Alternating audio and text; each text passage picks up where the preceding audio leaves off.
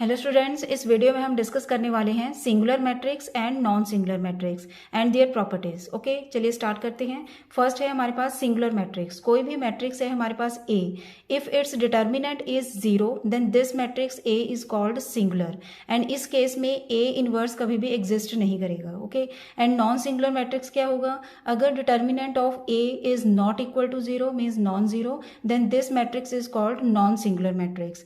Non singular matrix की properties क्या है? अगर हमारे पास दो नॉन सिंगुलर मैट्रिक्स हैं जैसे A and B, okay, then their multiplication means product A into B is also a non singular matrix, is non singular matrix.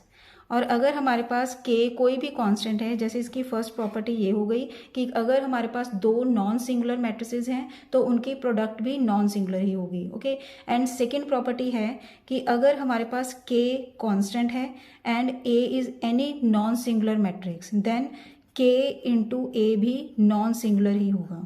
Clear students? और इस केस में ए इनवर्स एग्जिस्ट करेगा, इसलिए इसको invertible matrix भी बोल सकते हैं।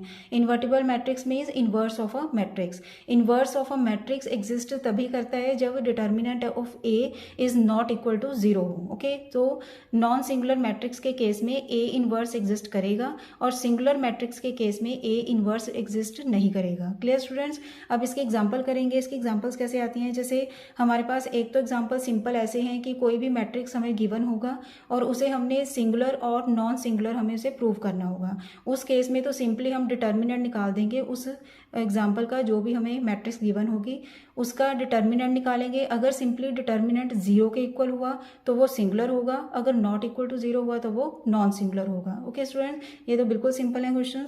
नेक्स्ट ऐसे क्वेश्चंस भी एग्जाम में आते हैं, जैसे ए हमें गिवन है कोई भी matrix, okay, and for what value of y this matrix A is singular. Singularity की हमें पता है कि सिंगुलर मैट्रिक्स क्या होगा? If determinant of this matrix is zero, हम लिखेंगे A is singular if determinant of A is equal to zero. तो डिटर्मिनेंट बना लिया हमने, ए की वैल्यू पुट कर ली। ए मैट्रिक्स है हमारे पास 2 + y, y 1 3 is equal to zero. तो इस डिटर्मिनेंट 2/2 के को सॉल्व कर देंगे हम। This into this 3 into 2 + y minus y into 1 is y is equal to zero. This implies 6 + 3y minus y is equal to 0 which will be 6 + 2y is equal to 0. That means ये आ जाएगा हमारे पास y की value आ जाएगी -6/2 which will be -3। तो ये y की value आ गई हमारे पास। Clear students? आगे एक रिजल्ट है, बड़ा इंपॉर्टेंट रिजल्ट है। कोई भी हमारे पास स्क्यू सिमेट्रिक मैट्रिक्स हो, स्क्यू सिमेट्रिक मैट्रिक्स जिसका ऑड ऑर्डर होगा, ऑड ऑर्डर मीन जैसे हमारे पास यहाँ 3/3 ऑर्डर है, ओके, तो ये हमेशा सिंगुलर मैट्रिक्स होगा। Clear students? फॉर एग्जांपल जैसे हमारे पास स्क्यू सिमेट्रिक है 3/3 का, 0 1 -2 एज दिस। नाउ अगर इसको हम सॉल्व करके देखेंगे, जैसे डिटर्मिनेंट अगर हम निकालेंगे इसका तो ये 0 आएगा, so this is singular matrix. Clear students? ये हो गया singular and non singular matrix. Next part में हम करेंगे इन्वर्टिबल मैट्रिक्स एंड उससे रिलेटेड कुछ results. Okay students, I hope आपको ये क्लियर हो गया होगा टॉपिक अच्छी तरह से। Thanks for watching. खुश रहिए, पॉजिटिव रहिए।